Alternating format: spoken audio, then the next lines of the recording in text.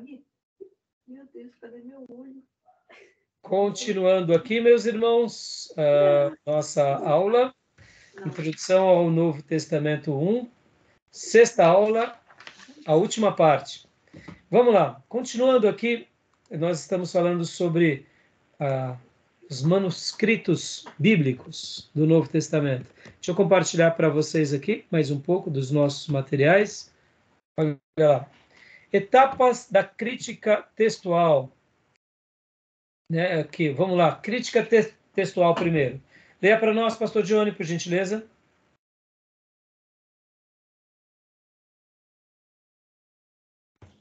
Agora, em filologia, crítica textual, ou equidótica,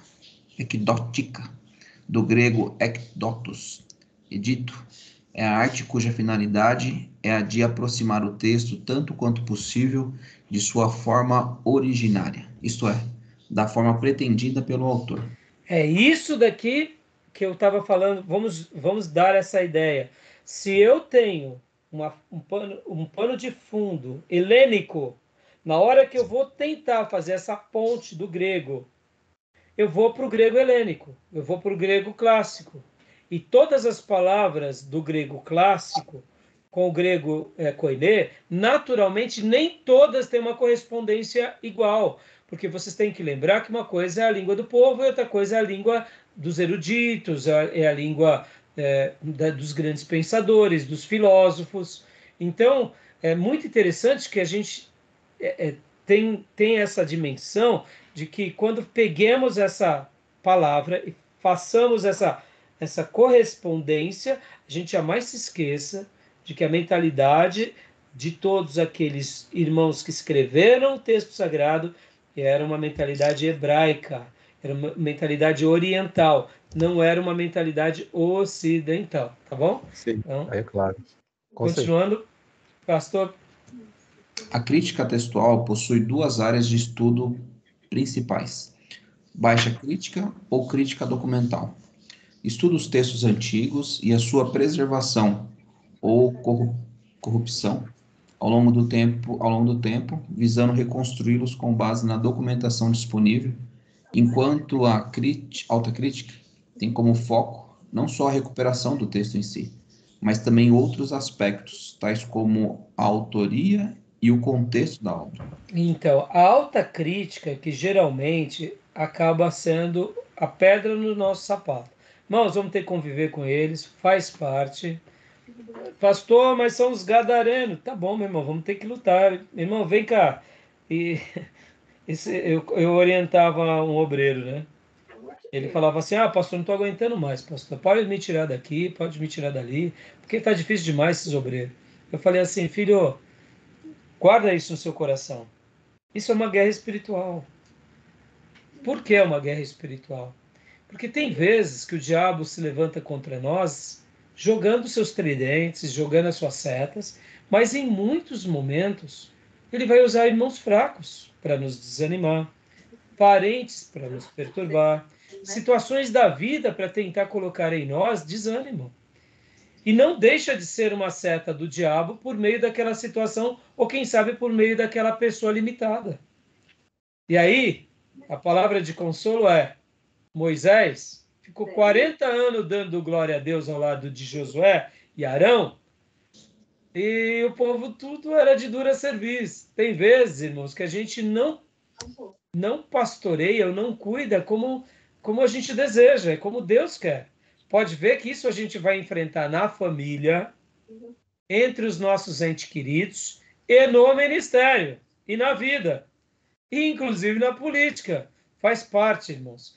Ou a gente tem uma alta expectativa de saber lidar com isso, dizendo, não, Deus vai me dar graça, paciência, sabedoria e discernimento, até mesmo para ver que muitas vezes existem situações que se tornam ou são guerras espirituais tentando tirar a nossa fé ou, quem sabe, o nosso ânimo.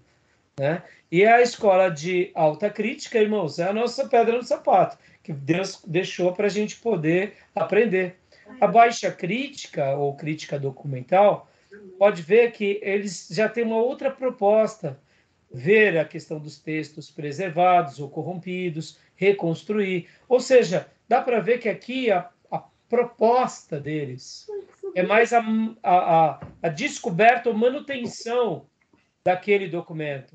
Já a alta crítica tem outros aspectos. Eles vão para a autoria, eles vão para o contexto da obra. Não, o João não escreveu as epístolas, porque está diferente o texto de João lá nas epístolas do que está diferente agora aqui no Evangelho. Deixa eu te fazer uma pergunta. Aqui, olha. Você já escreveu algo e depois você leu o que você escreveu e você falou assim, que obra-prima. Esse texto está muito bem escrito. Aí passou 5, 10 anos, você vai lá, achou um outro texto, você olha e fala, meu Deus, quem escreveu isso daqui? Fui eu que escrevi isso daqui? Mas meu pai, da onde saiu esse negócio? Já Sim, teve essa experiência? eu já tive. Oh, meu Deus. Olha que lixo.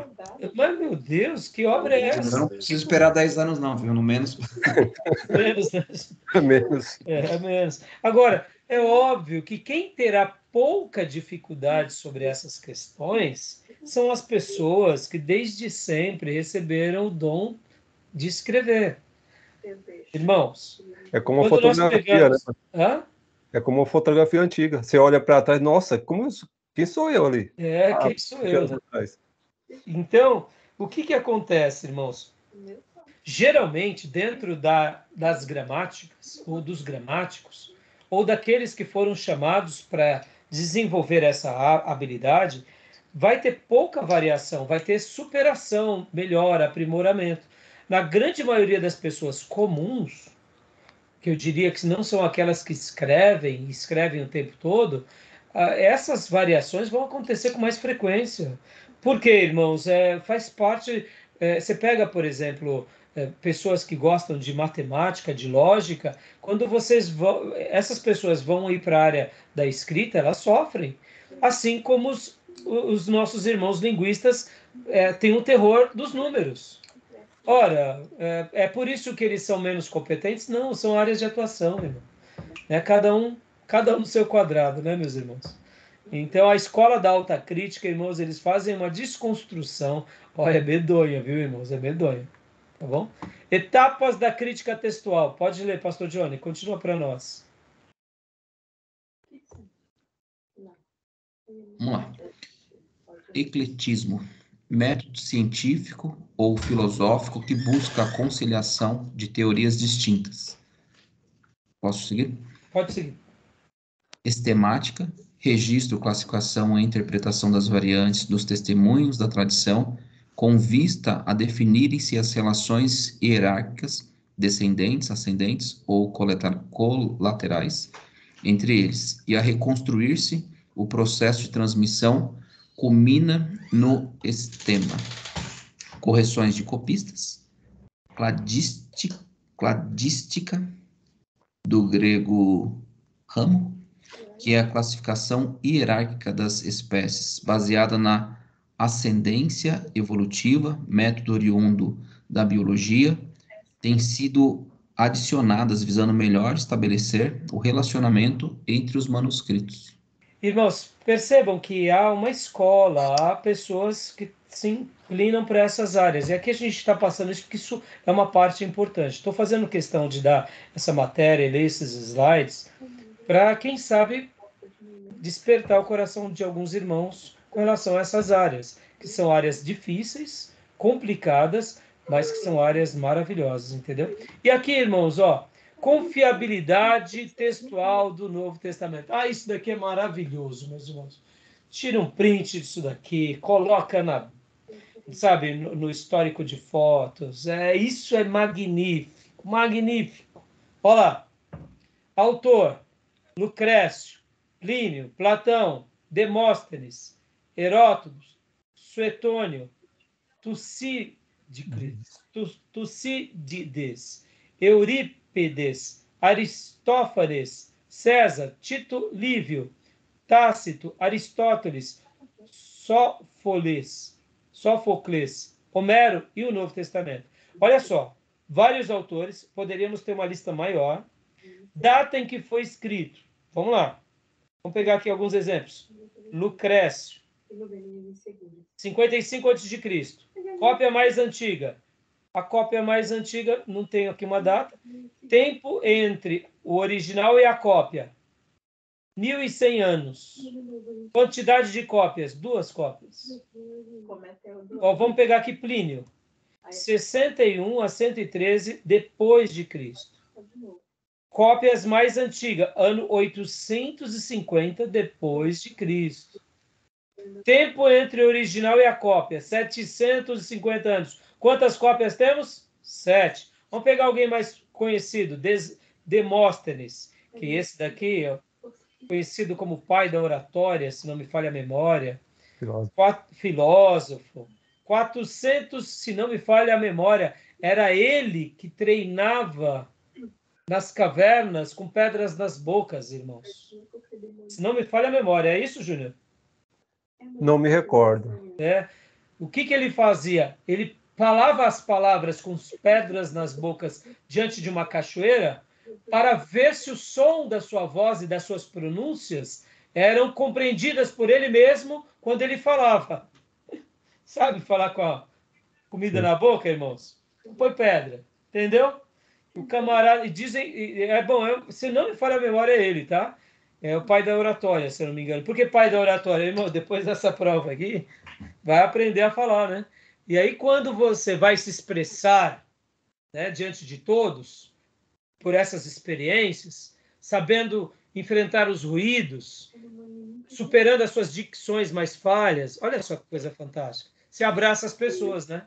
A minha professora, a coordenadora do MBA, eu nunca mais me esqueci, a doutora Ana, lá na FGV. Uma aluna na classe foi fazer uma pergunta. Ela, filha, me abrace com a sua voz. Interessante essa expressão, né? Tem hora que a gente fala para dentro, fala tim, né? Acanhar. Olha lá, Demóstenes, 400 antes de Cristo. Cópia mais antiga, 400 depois de Cristo. Demóstenes existiu ou não, irmãos? Vamos fazer um case aqui, vamos fazer uma pesquisa de caso. Demóstenes existiu ou não? A gente crê que sim, né? Sim. Sim. Ele viveu 400 anos antes de Cristo. A cópia mais antiga encontrada foi de 400 depois de Cristo. Ou seja, o tempo entre o original e a cópia encontrada é de 800 anos. Quantas cópias existem? 8. E aí? Ele é considerado, se eu não estiver citando errado, o pai da oratória, é um nome muito conhecido, mas vem cá, o documento mais antigo que menciona ele é o ano 400 depois de Cristo. Eu poderia dizer que ele não existiu. Poderia ou não poderia? Por que os gadarenos não falam que Demóstenes não existiu? Por que não tem uma escola de alta crítica que vai desconstruir Demóstenes? Ou senão, vamos pegar aqui, vamos melhorar. Aristóteles, vamos lá, Aristóteles. Ano 384 a 322 a.C. Cópia mais antiga de Aristóteles. 1.100 depois de Cristo. Quantas cópias, ou seja, variação em tempos entre o original e a cópia? 1.400 anos. 49 cópias temos de Aristóteles. Ou cópias, ou códices, mas são cópias, tá bom, irmãos? 49. Dá para caber numa prateleira ou não dá? E vem cá, a gente questiona Aristóteles. A universidade questiona Aristóteles. Está entendendo, irmãos? Agora, vamos lá. Um dos textos que tem mais cópias aqui, Homero. 900 anos antes de Cristo, data em que foi escrito.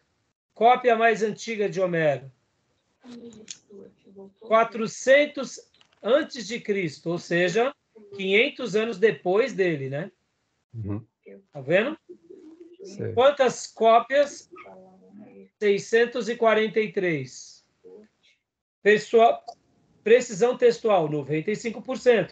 Ou seja, essas cópias que foram encontradas no ano 400 têm 95% de veracidade de que foram obras de Homero, porque uma atesta a outra. E não Sim. precisa se ter muitas cópias para atestar que tal autor e tal obra é verdade. Agora, vamos lá. Novo Testamento. Aleluia. Pode dar glória a Deus, viu, meu irmão? Isso daqui é coisa para dar glória a Deus e aleluia. O tempo todo. Igual a prova do... Data em que foi escrito 50 antes de Cristo a 100. Ok, a gente está pondo data de 50, mas pode ter sido 47. Tessalonicenses talvez foi a data de 47. Alguns vão defender que é 47. Cópia mais antiga, início do segundo século. Ou seja, que início do... vamos pegar aquele manuscrito aqui? Aqui? 150. 130 depois de Cristo. Segundo século. Concorda? Sim. Vamos lá? Diferença entre o original e a cópia. Menos de 50 anos. Mas se for eu... Quantidade de cópias. 5.600. Ou seja, precisão textual. 99,5. O maior acervo histórico de cópias que existe é do Novo Testamento. Louvado seja Deus. Comprovação quase 100%. Quase 100% de Como comprovação. teste de DNA, né? Tá bom, meus irmãos? Pastor. Aqui é o material que o professor tira, todos esses estudos. Aqui, irmãos, voltando aqui para a gente. Voltando aqui. Meu irmão, por que é feito um levante tão medonho contra a palavra de Deus e principalmente o Novo Testamento? É os Gerazenos, são os Gadarenos, é o Tinhoso, é Satanás, mas caiu por terra na nossa vida e que nós possamos ser apaixonados por esse livro para continuar pregando, mergulhando, porque é a palavra de Deus que é viva e eficaz. Tá bom, meus irmãos? Pastor, E agora- compartilha esse slide no grupo depois. Eu passei já no grupo, tá dentro das aulas aqui. Ok. Tá? É a nona Demora. aula. É a nona aula. Tenho tanto o texto da nona aula como material complementar, como a nona aula em slide. Eu dei para vocês só os slides. E agora, para a gente encerrar essa aula de hoje, meus irmãos, vamos lá. Olha só. O Jesus histórico. Quem é que cria o Jesus histórico? Vamos lá. 3 opções. É um servo de Deus? É um gadareno? É um gerazeno? É os dois. Dois últimos. Irmãos? Ou seja, a avaliação do Jesus histórico como academia, irmãos, tudo isso a gente tem que ouvir. A gente tem que dar o direito da dúvida. A pessoa não crê, ela quer desconstruir, tudo bem. E vamos agora dar uma mão à palmatória aqui.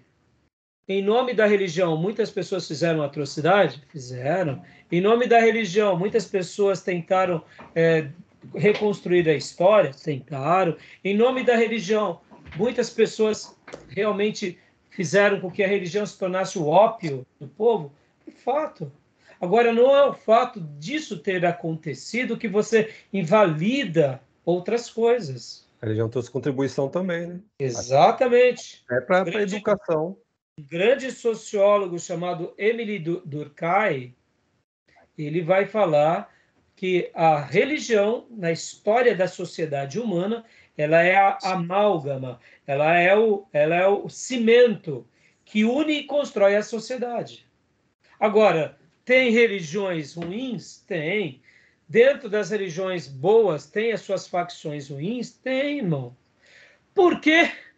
Não tem escola de alta crítica contra o Alcorão. Vão explodir. Simples. Exatamente. Vão todo mundo morrer. Agora, já que nós não podemos matar, eles abusam. Verdade. A gente pode mesmo, tá, irmão? Entendeu? Vai fazer essas escolas de autocrítica com algumas religiões. Meu irmão, eles atropelam. Teve um escritor aí. Eles, não estou justificando, tá certo, tá, irmão? Eu acho que tá errado. Porque aí entra a liberdade. Mas percebam, irmãos, a nossa liberdade ocidental, ela é tão deturpada, porque quando a gente consegue, então, melhorar essa ideia da nossa liberdade, é bem simples, irmãos, é bem simples.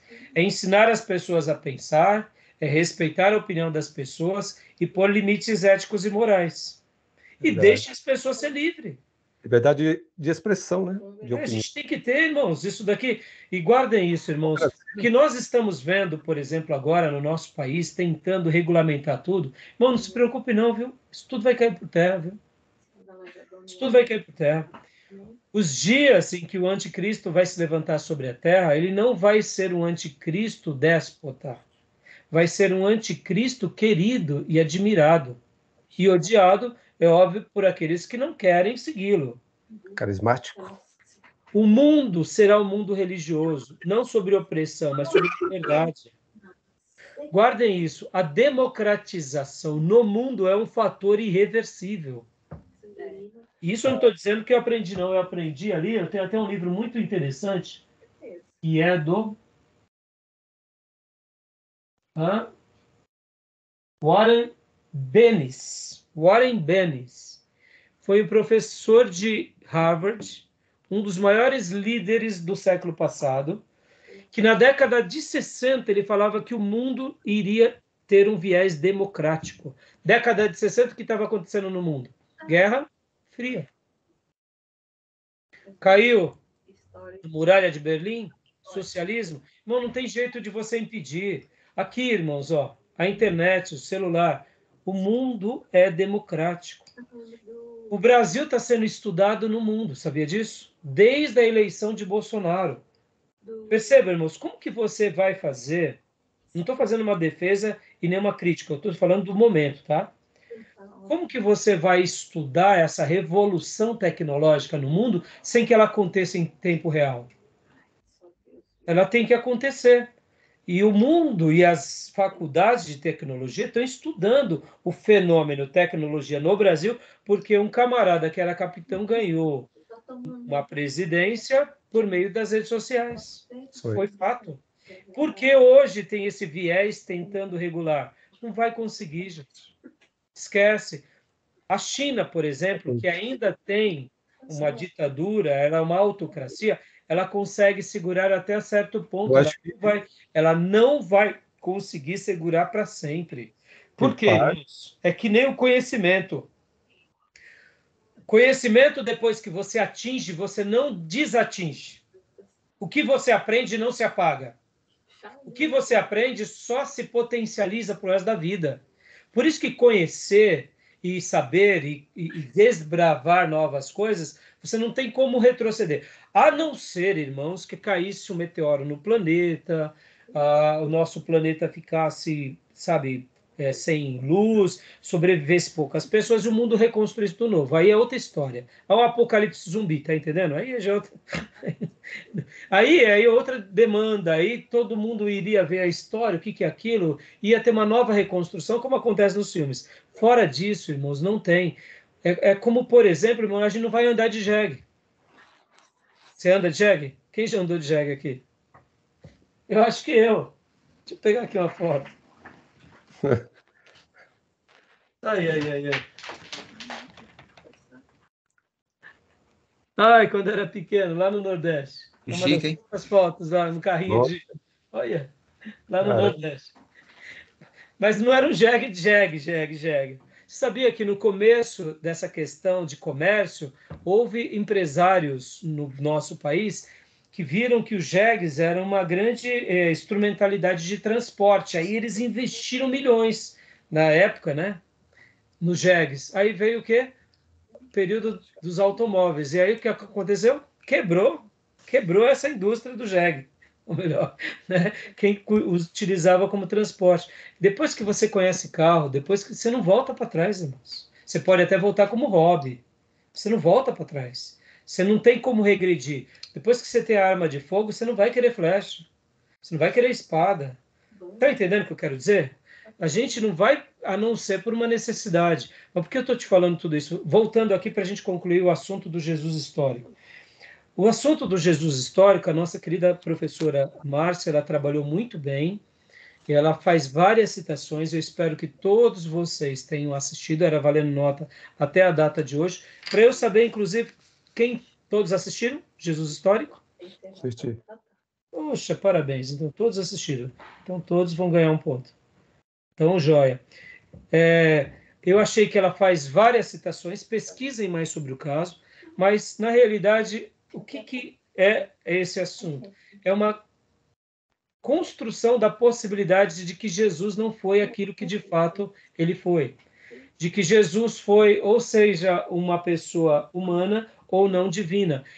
Seria mais ou menos do que um resgate ao pensamento gnóstico. Lembra que logo no primeiro século Sim, havia um pensamento que era o gnosticismo, onde sim. eles separavam o espírito do corpo, porque o corpo é mau, o espírito é bom. Se Jesus de fato veio, logo Jesus era um ser espiritual em forma de anjo, porque se ele tivesse virado carne, seria pecador.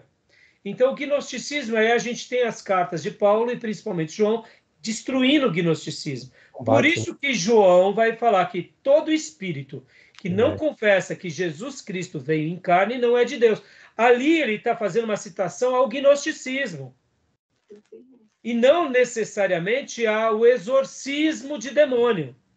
Eu sei que essa é uma verdade que os próprios demônios não gostam de admitir, porque no momento em que Jesus vem em carne e o demônio admite, ele está admitindo a sua derrota, porque foi na cruz que tudo foi consumado. Foi com o sangue de Jesus que o príncipe das trevas perdeu a chave da morte e do inferno. E os demônios foram derrotados e foi sentenciado a sua destruição eterna que virá.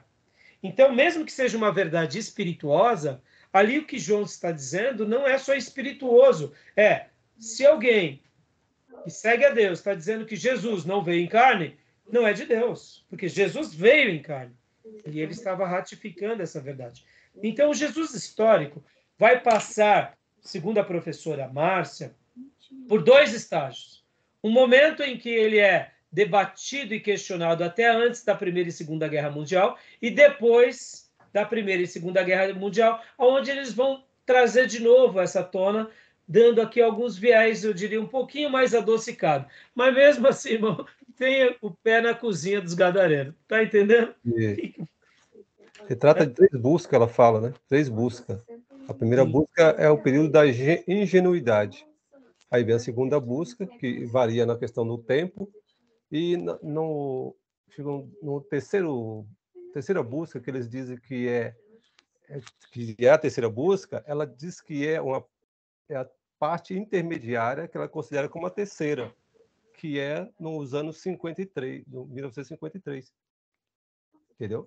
Aí ela diz que é nesse período onde que veio a desconstrução dessa tese, porque a Guerra Mundial, né? Sim, Segunda sim. Guerra Mundial. Agora, você vê o período da ingenuidade, né? Você percebe, irmãos? É sempre nos levando ao ridículo, ao ingênuo, ao tolo, né? E mesmo quando eles tentam trazer de volta os debates, e aqui, irmãos, para a gente até encerrar, olha que interessante.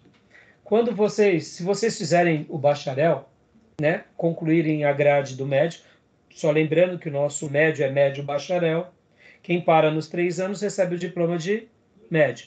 Mas quem avança os últimos 2 anos recebe o diploma de bacharel, porque nós eliminamos esses 3 anos. Porque o nosso curso, como vocês sabem, é médio, mas o nível é médio bacharel. Pode ver a quantidade de livros que temos que ler, de estudos, de pesquisas, ou seja, uma faculdade de 3 anos, no caso, né? Voltando. Tem uma área da teologia que é chamada teologia contemporânea. O que seria teologia contemporânea? Que seriam os teólogos que foram aqueles que surgiram depois da Reforma Protestante, que são, na sua grande maioria, alemães, que ao invés de se manterem na teologia ali de Lutero e Calvino, eles vão articular entre a filosofia humana e a teologia. Então, meus irmãos, aí acontece cada coisa. E é aí onde a teologia liberal ganha força, inclusive com esses teólogos. Sim. Aí o que acontece? Só para vocês terem uma ideia. Tem um teólogo que chega a fazer até uma tese, ou a fazer um apontamento sobre a morte de Deus. Exato. Ora, ele é teólogo. Por que ele coloca esse princípio? Aí ele vai explicar. Mostra a religião. Mas perceba, ó como é gadareno, ó como é gerazeno. Por que chamar a morte de Deus? E não chamar uma maneira nova de encararmos a fé? Porque Exato. qual é a proposta dele? A proposta dele é dizer o seguinte: antigamente, quando havia uma praga, você não tinha remédio. Então, o que você fazia? Você clamava a Deus. Você ia para a igreja, você recebia a oração, a unção, a extrema-unção. Quando alguém caía endemoniado, você chamava o padre, chamava o pastor. Você ia, né, fazer as suas crenças. Hoje não. Já que a ciência está à tona, se você cai doente, você vai para o médico. Você faz exames. E nós te damos o remédio. Ou seja, nós não precisamos mais de Deus. Exato. Por isso, agora, precisava chamar a morte de Deus? Sim. Você percebe que muitas vezes até o título é agressivo, quando não a pessoa, ou quando não a obra, ou quando não a tradição. Essa Não ideia é fortaleceu o iluminismo. necessariamente a morte de Deus. Eu poderia, vamos supor, se eu estou defendendo essa evolução, eu poderia dizer assim: antigamente, se caía alguém endemoniado, ia-se na igreja, expulsava-se o demônio, fazia-se as crendices, seja ele cristão ou afro, ou etc. e tal. Hoje não, a gente vai fazer exames médicos neurológicos para ver qual que é a doença e a patologia. Você percebe?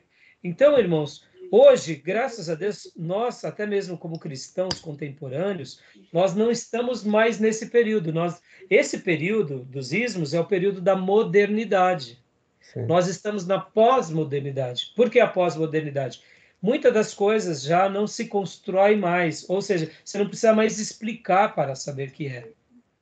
Hoje você sabe que é.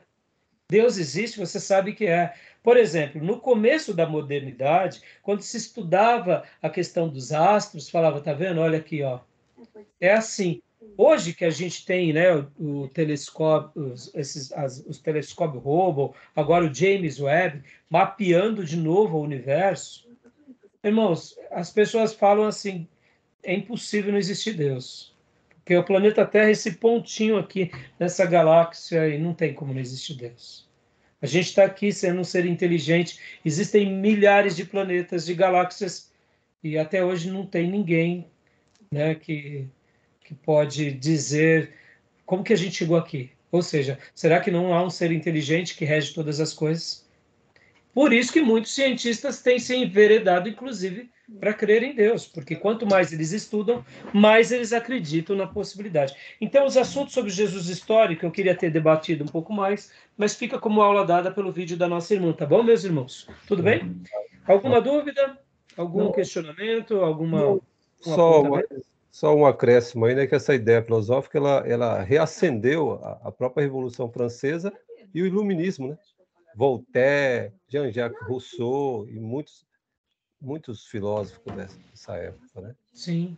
Agora, é claro, irmãos, não é nessa época, não era uma época plena apenas dizendo o seguinte, que não tinha servos de Deus, não, nós temos Pascoal, nós temos Galileu Galilei, que morreu porque ele falava ciências, e tem muitos homens inteligentes, mas assim, nesse momento foi onde as trevas usou da razão para negar a Deus e a Bíblia, e se distanciar. Pode ver que a Revolução Francesa é uma bandeira que eles levantam como um pensamento, ó, nenhum senhor, né?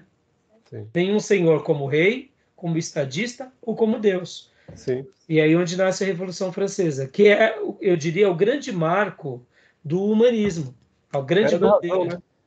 Razão, né? É a era da razão. É a era da razão. A era das luzes, né?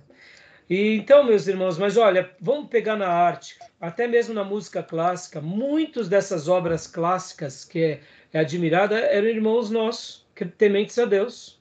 E outra coisa, só para... Como pessoas até que tinham deficiências, mas tinham uma fé tão grande em Deus que compuseram obras clássicas brilhantes. Sim. E eles davam glória a Deus, ou seja, perceba, irmãos, dá para a gente conviver, ser inteligente, não é ser cristão que a gente pratica o suicídio da razão. Tem horas que nós podemos até ser mal compreendidos em alguma coisa, mas uma coisa é fato, irmãos, existe uma guerra espiritual, a gente não pode abrir mão, temos que amar, temos que usar as armas de Deus, não podemos matar as pessoas, ofendê-las, deixa elas viverem a vida delas e que Deus tenha misericórdia delas, né? Johann Sebastian Bach. nesse período. Exatamente. A música era divina, né? Jesus, Sim. a alegria dos homens. Olha aí, exatamente.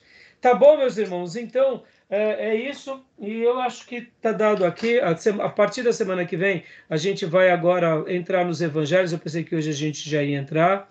E bora para os evangelhos. Teremos mais 3 aulas só para encerrar esse bloco. Dá tranquilamente para a gente encerrar. E foi ótimo. E aí, logo na sequência, a gente vai depois para... Teremos a prova e depois a gente vai para Novo Testamento 2. Percebam, irmãos, a gente vai entrar no Novo Testamento, nós não iremos entrar no Novo Testamento de ordem cronológica. Uhum. Mas poderíamos, né? Uhum. Quem sabe no futuro, assim como tivemos a honra de fazer, como a professora Márcia, dar Antigo Testamento 1 e 2 de ordem cronológica, posso, talvez no futuro, dar Novo Testamento 1 e 2 de forma cronológica. Ao invés de entrarmos em Mateus e nos Evangelhos, a gente entrar no primeiro livro, que possivelmente é a Tessalonicenses, e assim seguindo uma ordem.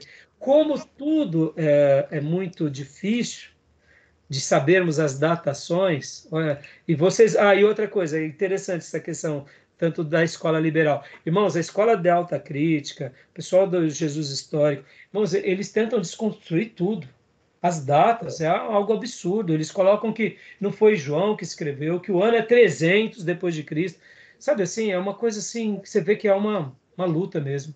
Chega a ser desonesto, na verdade, né? Exatamente. Essa é a questão, Pastor Johnny. Chega a ser desonesto, né? Eu estava só complementando, o senhor estava falando de pessoas, essas descobertas, né? Virou um livro, inclusive, do Lee Strobel. Não sei se o senhor já viu, tem filme também dele e tal. Era um jornalista e a esposa se converte, o cara ateu, aí ele começa a investigar, a investigação de 2 anos leva ele à conversão. E ele traz fatos bem relevantes no livro, porque ele começa a fazer uma investigação tão precisa, ele vai desde a psicologia, a medicina, obviamente ele pega relatos dos manuscritos, aquela tabela que o senhor trouxe ali nos pontos anteriores, ele faz um comparativo e aquilo tudo leva ele a começar a se perguntar se o que ele está fazendo a respeito da não crença, se é algo que ele está a todo custo tentando ignorar, ou se realmente ele tem que dar o braço a torcer e falar realmente Jesus existiu, logo ele é Deus. E isso acontece. Ele se converte, vira um livro, best-seller por sinal, vira filme. É bem interessante, inclusive eu estou lendo. Olha aí. Esse aqui. Joia, mostra aí de novo. É um peixe, né? Então, Olha aí, que fantástico, tá vendo? Muito legal, valeu pela indicação, eu não conhecia não. legal, Bem né? interessante. Ó, Bem interessante. Tem Pastor alguns Johnny, comentários do Carson no livro dele, também é bem legal. muito legal, tá vendo? Irmãos, esse momento aqui, olha, como é enriquecedor, né? Nós temos Augusto Cury, que era um ateu, e que, ao estudar a psique de Jesus, que foi uma grande pessoa, ele se converte e se torna um dos maiores defensores do cristianismo. Foi da igreja presbiteriana, né? Eu não sei qual é a igreja dele, né? Mas assim, para mim que ele era até católico, viu? Não, Para mim, pelo que eu Augusto Cury. fiquei sabendo que era presbiteriano. Para mim que ele começa como católico, agora eu não sei se ele, né? Mas assim, ele é um cristão. Outra coisa, C.S. Lewis. C.S. Lewis, um dos maiores exemplos que foi evangelizado por J.J. Tolkien. Ele pesquisou, né? Ele começou ali a ser ministrado Era cético, ele. Ele era totalmente ateu. Cético, incrédulo. E a partir dali ele começou a abrir e, olha, se tornou um dos maiores defensores do cristianismo. Para quem? Para os eruditos, irmãos. Então, e agora falando aqui, uma última coisa que eu lembrei, estou falando toda hora que é a última coisa, né? Esse assunto é tão legal. Mas existe um filósofo, assim como na psicologia temos Freud como divisor de água da psicologia, nós temos um filósofo que é um divisor de água na filosofia contemporânea, que é Immanuel Kant. Immanuel Kant, ele é um desses filósofos que ele consegue dar uma resposta ao povo de Deus e à sociedade, dizendo, olha, assuntos da filosofia nós tratamos, porque a filosofia, a sua base, é o ser humano. Então, não tentem misturar uma coisa com a outra. E aí ele fala, porque a teologia, a base é Deus. Ou seja, quando você estuda filosofia, você vai para o ser humano, você vai para a ideia do ser ou não ser, a existência do ser humano. Quando você vai para a teologia, você vai para a ideia de Deus, ou seja, a base é a fé no invisível. Por isso que não tem como você misturar filosofia e teologia. E Immanuel Kant, ele é tão esclarecido que ele dá uma resposta à sociedade sobre Deus, sobre a fé, ele é um filósofo fluente, e ele pode, então, fazer com que essa tensão que a gente tenta muitas vezes misturar só atrapalha, entendeu? Ele conciliou. Ele não Conciliou. digo conciliou, Júnior, mas eu diria, ele consegue fazer com que Fé e nós razão. Fé e razão. tenhamos o quê? Uma compreensão clara de que são águas distintas, é água doce e água salgada.